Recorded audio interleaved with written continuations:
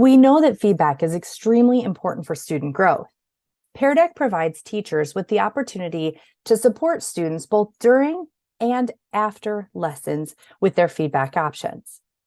During a lesson in the teacher dashboard, as my students are responding, you'll notice that I have a couple different icons. This comment feature, if I hover over it, it says leave feedback.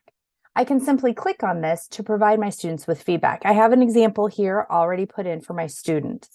You'll also notice that once I've provided feedback, I can actually add multiple pieces of information or feedback to scaffold and support my student. We'll look at what that looks like on the student side momentarily.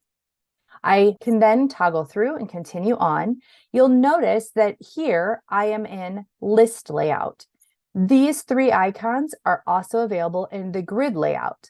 However, if I ever come across a slide where I'm not seeing those three options, but I want to provide direct feedback to a student to scaffold their thinking, I can simply toggle my view and would be able to leave that comment or feedback. So here I open it up. I've got some feedback for them, and I can send that feedback to the students. So let's take a look at what that looks like on the student side. From the student view, when I receive feedback from my teacher, in the bottom right-hand corner, there is the similar comment icon, and I'll see a red circle. This is my indication that my teacher has left me a comment. To view the comment, I simply open it up, and I can read what my teacher has said.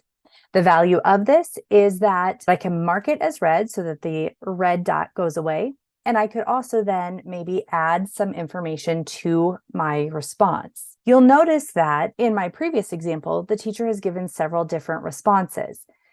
If a teacher gives me a response, I can only see that comment while I'm on this particular slide. Unfortunately, I cannot go back or forth when my teacher is in instructor mode. I am only able to see the comment when I'm actually in that slide with my teacher. So teachers, something to consider when providing in real-time feedback to your students, perhaps releasing it at the end to student-paced mode so that your students can actually go back and they can see the multiple pieces of feedback that you provided. You'll notice if you look closely in this bottom right-hand corner that actually instead of just having the red circle, there's a number here. That indicates to students that I actually have several slides with feedback.